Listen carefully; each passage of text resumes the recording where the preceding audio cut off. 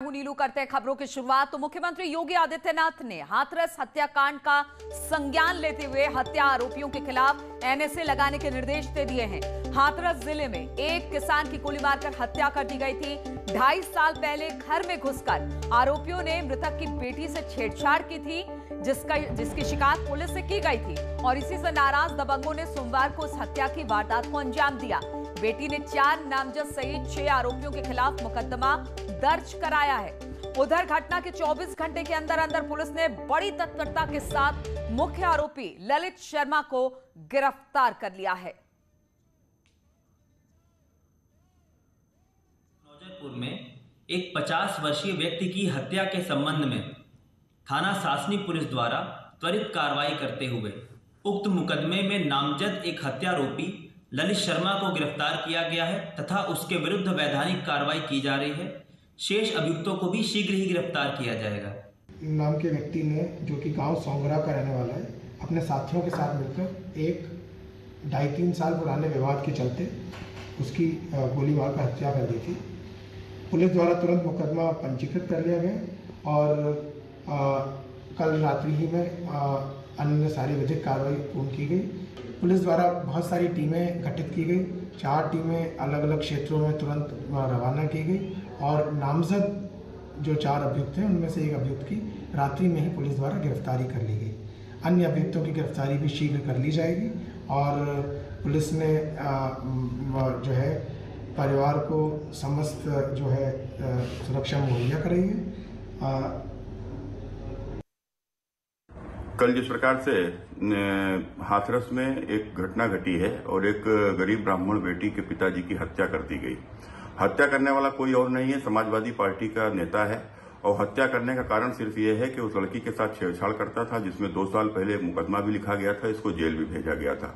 लगातार उस परिवार के ऊपर दबाव बना करके मुकदमा वापस लो, मुकदमा वापस न लेने पर कल उस लड़की के पिता की हत्या इस समाजवादी नेता के द्वारा कर दी गई है। गौरव नाम का यह नेता है। निश्चित रूप से मुख्यमंत्री जी ने जिस प्रकार से सदन में कहा था कि लाल टोपी की जिस प्रकार से टोपी पहनकर का एक पहचान बन गई है कि गुंडा आ गया, आज ये सब चरित्रार्थ हो रहा है। कमाल है, उत्तर प्रदेश में अपराध रुकने का नाम ही नहीं ले रहा है। खासकर महिलाओं पे अत्याचार बढ़ता ही चला जा रहा है। एक बार फिर हाथरस में एक बच्ची के साथ छेड़खानी होती है, उसके पिताजी जाके एफआईआर करा देते हैं तो आरोपी को इतनी गुस्सा आ जाती है कि आरोपी उस बच्ची के पिताजी को गोली मार के हत्या कर देता है। उसको पुलिस का कोई खौफ नहीं, प्रशासन का कोई डर नहीं, सरकार नाम की कोई चीज है ही नहीं। इसके मतलब उत्तर प्रदेश में जंगल राज चल रहा है, अपराधियों का राज चल रहा है। आप किसी के खिलाफ एफआईआर कराओगे तो आपको ठोक दिया जाएगा। इसके मतलब यहाँ ठोको नहीं चल रही। हाथरस जिले के सासनी थाना अंतर्गत अमरीश शर्मा की हत्या के मामले में 4 नामजद और 2 अज्ञात के खिलाफ सुसंगत धाराओं में एफआईआर दर्ज कर ली गई है। एक अभियुक्त गिरफ्तार कर लिया गया है और लोगों की तलाश जारी है। माननीय मुख्यमंत्री का निर्देश है कि उनके ऊपर एनएसए लगाया जाएगा। और इसी पर बातचीत करने के लिए सुमित शर्मा हाथरस से इस वक्त हमारे साथ जुड़ गए हैं। सुमित, अगर इस पूरे मामले को देखा जाए तो अब पूरे मामले को लेकर पुलिस और प्रशासन बिल्कुल सतर्क है। एक हत्या आरोपी पुलिस की गिरफ्त में है, बाकी की तलाश जारी है और सीएम ने यहां तक कह दिया है कि इस पूरे मामले में रासुका लगाई जाए, यानी अपराधियों पर लगातार शिकंजा। अपराध भले कर ले लेकिन वो बच नहीं सकते, इस तरह का संदेश।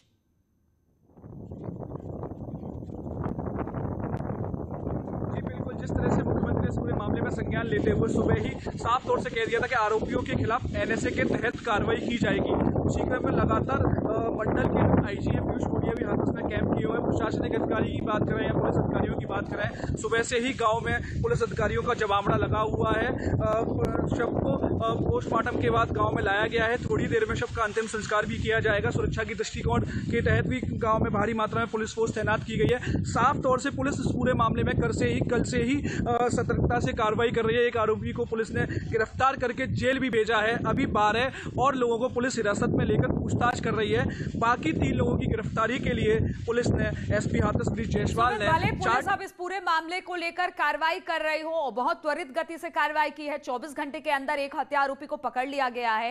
लेकिन सवाल इसमें अब यह भी उठ रहा है कि बहुत पुराना यह मामला है, पुरानी रंजिश का मामला है। क्या उसके बाद जब लड़कियों के साथ छेड़छाड़ इन दबंगों द्वारा बीते 3 साल पहले की गई थी तो उस समय किसी तरह की कोई एफआईआर दर्ज करवाई गई थी क्या?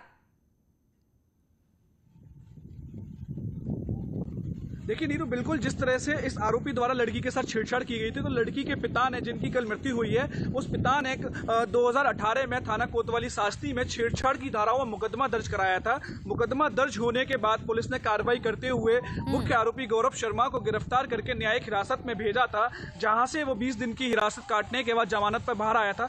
तभी से लगातार पीड़ित पक्ष पर मामले में फैसला करने के लिए लगातार दबाव बना रहा था। उसी क्रम में कल ये अपने साथियों के साथ पीड़ित के खेत पर पहुंचा था, जहां वो आलू खुदाई करने का कार्य कर रहा था। तभी बात करने के बाद इसने अपने साथियों के साथ ताबड़तोड़ फायरिंग करना शुरू कर दिया, जिसमें उनकी मौके पर ही मौत हो गई। उसके बाद पुलिस पहुंची थी। उसके बाद ये बिल्कुल, तो अब लगातार जो बचे हुए हत्या आरोपी हैं उनकी तलाश में भी पुलिस जुटी हुई है। एक आरोपी पुलिस की गिरफ्त में है, लेकिन 3 अब भी फरार चल रहा है। बहुत बहुत शुक्रिया आपका सुमित हमारे साथ जुड़ने के लिए। और सीएम योगी आज पश्चिम बंगाल के दौरे पर रहेंगे। ममता बनर्जी के गढ़ में बंगाल के मालदा में योगी रैली को संबोधित करेंगे। अब से थोड़ी देर में सीएम योगी पश्चिम बंगाल पहुंच जाएंगे। सीएम योगी 12:40 पर बागडोगरा एयरपोर्ट पर पहुंचेंगे, जहां से वो हेलीकॉप्टर से मालदा जाएंगे। सीएम योगी 2 बजे गैजॉल कॉलेज के ग्राउंड में पहुंचेंगे, जहां पर वो एक जनसभा को संबोधित करेंगे। और इसके बाद सीएम योगी 3 बजे के आसपास कार से हेलीपैड से होते हुए वो रवाना होंगे। सीएम योगी शाम 4:20 पर लखनऊ के लिए रवाना होंगे और शाम को ही 6:20 पर ये लखनऊ सीएम योगी पहुंच जाएंगे।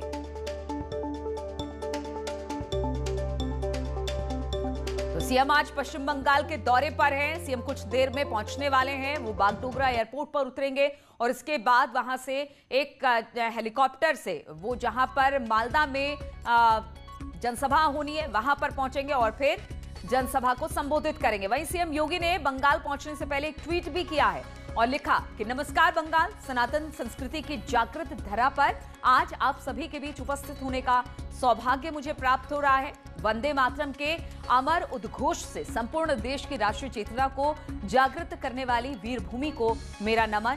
जय श्री राम।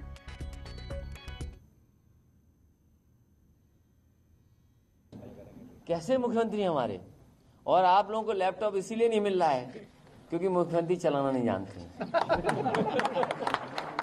ये एक्सप्रेस वे इसलिए नहीं बन पा रहे हैं क्योंकि एक्सप्रेस वे उन्होंने तय किए थे बनना। ये जो अलाइनमेंट है समाजवादियों की देन है, सब कुछ समझ गया। मुख्यमंत्री जी केवल मुकदमे लगा सकते हैं, अपने मुकदमे वापस लेंगे और गरीब जनता पर मुकदमे लगा देंगे, या हमारे मुसलमानों पर मुकदमे लगा देंगे, समाजवादियों पे मुकदमे लगा देंगे, अल्पसंख्यकों पे मुकदमे लगा देंगे, किसानों पे मुकदमे लगा देंगे, नौजवान अभी इलाहाबाद में नौकरी मांगने गए उन पे मुकदमे लगा दिए। ये अपने मुकदमे हटाना जानते हैं, वापस लेना जानते हैं, और गरीब जनता अगर बोलेगी तो उस पर मुकदमा लगाना जानते हैं। अब प्रचार करने जा रहे हैं केरला, जहां मलयालम भाषा नहीं जानते। प्रचार करने जा रहे हैं बंगाल, जहां बंगाली भाषा नहीं जानते। सोचिए आप, ऐसी सरकार चल रही है। इसलिए इस मौके पर जो साथी समाजवादी पार्टी में शामिल हो रहे हैं उनका मैं बहुत बहुत स्वागत करता हूं, बधाई देता हूं। और इस समय जो मंच पर हमारे साथ हैं, समाजवादी पार्टी के प्रदेश अध्यक्ष नरेश उत्तम जी हैं, पूर्व मंत्री पंडित सिंह जी हैं, आदरणीय कुंवर रेवती रमन सिंह जी हैं, हमारे बाएं हाथ पे आदरणीय बलिहारी बाबू जी बैठे हैं, हमारी पार्टी के एमएलसी और प्रवक्ता राजनी चौधरी जी भी हैं, डॉक्टर एसपी यादव जी हैं, और जिलाध्यक्ष हमारे बलरामपुर के राम निवास मौर्य जी हैं, गोंडा के जिलाध्यक्ष पप्पू जी भी हैं, और सभी समाजवादियों का मैं बहुत बहुत स्वागत करता हूं इस मौके पर। हाथरस पे क्या कहेंगे? ये मैं आपसे कहना चाहता हूं, और जिस तरह की घटनाएं उत्तर प्रदेश में हो रही हैं, सरकार को परवाह नहीं है किसी की। सरकार संविधान और कानून से नहीं चलाना चाहते हैं। जिस प्रदेश के मुख्यमंत्री ये कहते हैं ठोक दो, और कई बार मैंने कहा कि जनता जानती नहीं किसको ठोकना है, तो कई बार किसको कौन ठोक दे ये नहीं पता है। और सबसे ज्यादा असुरक्षित अगर कोई है उत्तर प्रदेश में तो हमारी बेटियां, हमारी माताएं, जिनके साथ लगातार घटनाएं हो रही हैं। और पहले भी एक बहुत दर्दनाक घटना हुई हाथरस में ही, जहां पर पूरी सरकार लग गई छिपाने के लिए कि ये घटना छिपा ली जाए, और उस बेटी का सम्मान भी नहीं किया। और इसलिए सम्मान नहीं किया क्योंकि इन्हें परवाह नहीं है कि उनके पास बहुमत है। इसलिए इनको अपने बहुमत का घमंड है, इनको अपनी दिल्ली सरकार का घमंड है, इनको अपनी जातिवादी व्यवस्था के तहत जाति के आधार पे जो अधिकारी पोस्ट हैं उन पे घमंड है, जिसकी वजह से कानून व्यवस्था बन नहीं पा रही उत्तर प्रदेश में। क्या कोई सोच सकता था? मां, उसके भाई, उसके परिवार के लोग चाहते थे हाथरस के इससे पहले वाली घटना में कि हमारी बेटी का आखिरी सम्मान हो जाए, कम से कम हमें दाह संस्कार करने का मौका मिल जाए, सुबह दाह संस्कार कर दें। और जो ये दूसरी घटना हुई है जहां बेटी चिल्ला चिल्ला के कह रही है कि कैसे उसके पिताजी की हत्या कर दी, क्या ये उत्तर प्रदेश है?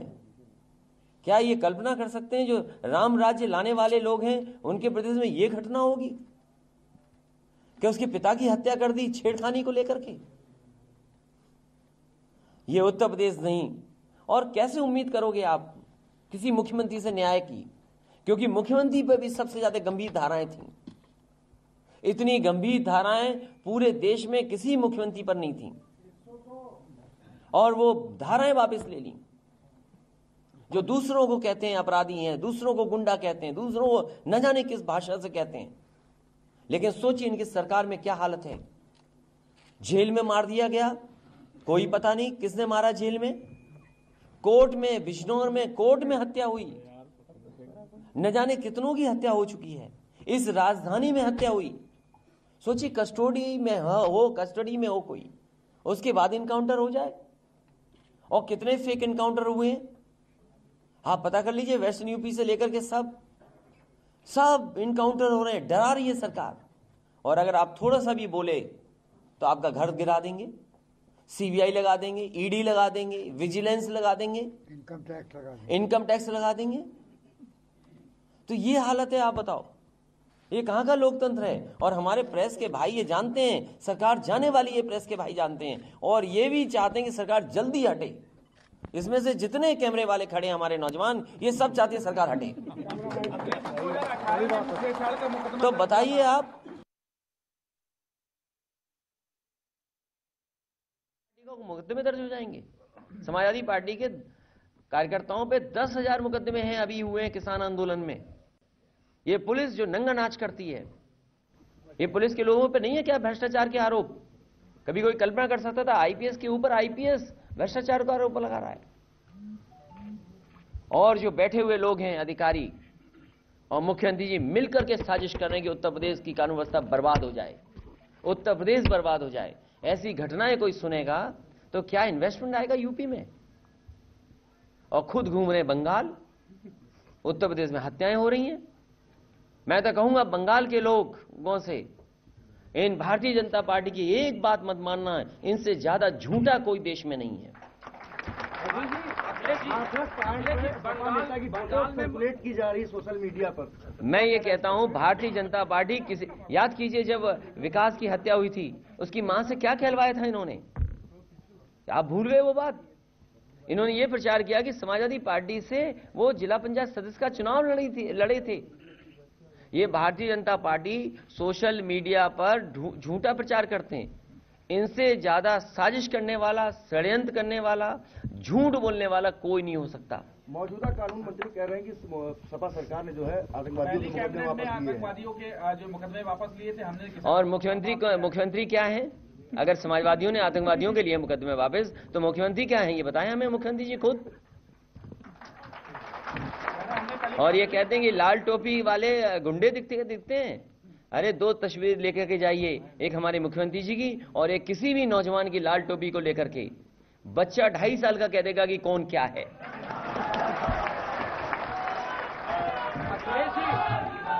आज मुख्यमंत्री बंगाल में है और जो उनका मुख्य मुद्दा है स्पीच का वो राम मंदिर, सीएए और एनआरसी है। मुख्यमंत्री जी से कहिए जो हाथरस की बेटी रो रही है उसके बारे में क्या कहना चाहते हैं? क्या ये आपने नहीं सुना बेटी किस तरीके से रो रही है? क्या आप ये भूल गए इन बातों को? मैं अभी सुना रहा हूं आपके सामने, क्योंकि आप लोग भी भूल जाते हो, ये अभी भी भूल जाते हैं।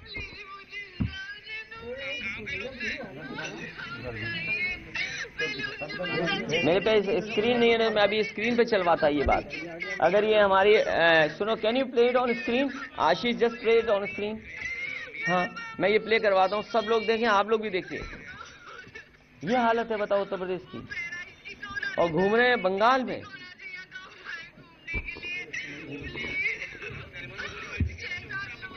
और समाजवादी पार्टी के लोग इस बहन से मिलने जाएंगे। समाजवादी पार्टी का डेलीगेशन बहुत जल्दी जाएगा, और जब मैं मथुरा जाऊंगा तो इस परिवार से मैं मिलने जाऊंगा।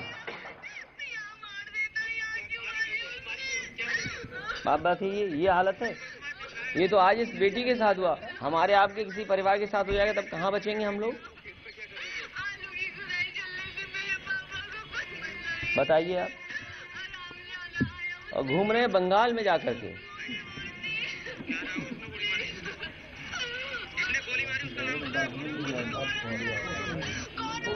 मैं देखता हूं कि कब इनकाउंटर होगा ऐसे आदमी का जिसने पिताजी की हत्या की है उसकी। सवाल वो नहीं है, तुम आप फिर बिक गए, तुम बिक गए, बस इतने में बिक गए तुम। जरा अपना चैनल का नाम बताइए जो बिक गए हो तुम। अब क्यों छिप गए हो तुम जाकर के? अगर हैसियत है तो बताइए किस चैनल की ओर है? प्राइम न्यूज के बिके हुए आदमी हो तुम। तुम्हारा अपनी बेटी, एक बेटी मर गई और ये नाटक कर रहे हो 2018 का, उसके बाप मर गए। जो मुकदमा हुआ हाथरस का सर, ये वाला बता रहा हूँ कि 2018 में हुआ। मैं पूछना चाहता हूँ उसके पिताजी की हत्या हो गई, तुम क्या बोलना चाहते हो? मैं यही बताना चाहता हूँ 2018 नाटक कर रहे हो यहाँ पर आकर बिके हुए लोग।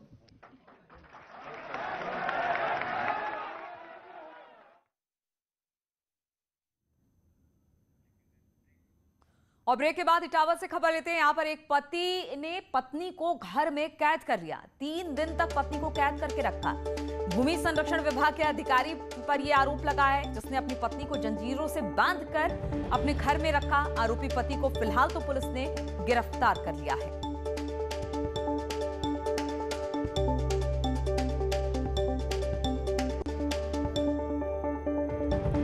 पागल कर रही, पागल पागल मुझे चिल्ला रहे, कह रही है पागल हो गई, तुझे उससे बेदखल करे मार देंगे, तेरी लाश ही निकल, पागल हो गई, तुझे फांसी लगा ले। बहुत गंदी गंदी गाली दे रहे, जबकि मेरे यहाँ मैं कभी घर से बाहर नहीं निकलती। मेरे आपके कितने बच्चे हैं? मेरे 6 बच्चे हैं।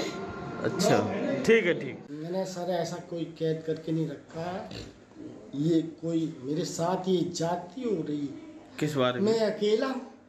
अच्छा। अपने माँ बाप का अकेला हूँ, ये लोग मुझे सता रहे हैं। कि एक पति अपने पत्नी के साथ अक्सर मारपीट किया करता था, और पिछले 3 दिनों से वह अपनी पत्नी को एक कमरे में बंद कर रखा था और खिड़की से उसे खाना देता था। जब इसकी गहनता से छानबीन की गई तो पता चला कि पति अक्सर जो है शराब के नशे में अपने पत्नी के साथ मारपीट करता था, और इस संबंध में एक अभियोग भी जो पंजीकृत किया गया है, और इस संबंध में आवश्यक वैधानिक कार्रवाई की जा रही है।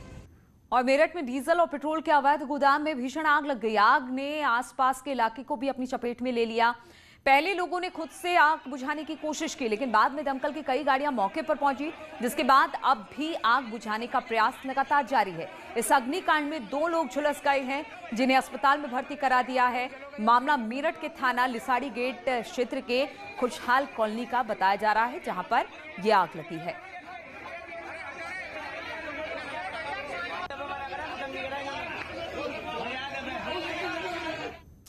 और शाहजहांपुर के पुलिस ने ऑपरेशन क्लीन के तहत एक बार फिर से सट्टा माफियाओं के खिलाफ कार्रवाई की है। पुलिस ने सट्टा किंग बेदी उर्फ वेद व्यास त्रिपाठी को गिरफ्तार किया है। बताया जा रहा है कि 25,000 का इनामी वेद व्यास 1 जनवरी को गैंगस्टर एक्ट में केस दर्ज हुआ था। इसके घर से 16 लाख रुपए और साथ ही साथ 11 सट्टेबाजों को भी इसमें गिरफ्तार किया गया है। पुलिस ने घर से सट्टा खिलाने के लिए मोबाइल उपकरण बरामद किए थे। फिलहाल पुलिस ने आरोपी को गिरफ्तार कर जेल भेज दिया है।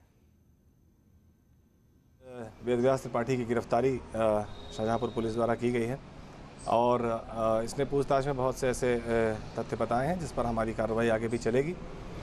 उल्लेखनीय यह भी है कि आज तक कभी ये यहाँ इस जनपद में गिरफ्तार नहीं हुआ था। ये पहली बार है कि ये वेद व्यास त्रिपाठी को पुलिस द्वारा गिरफ्तार किया गया है।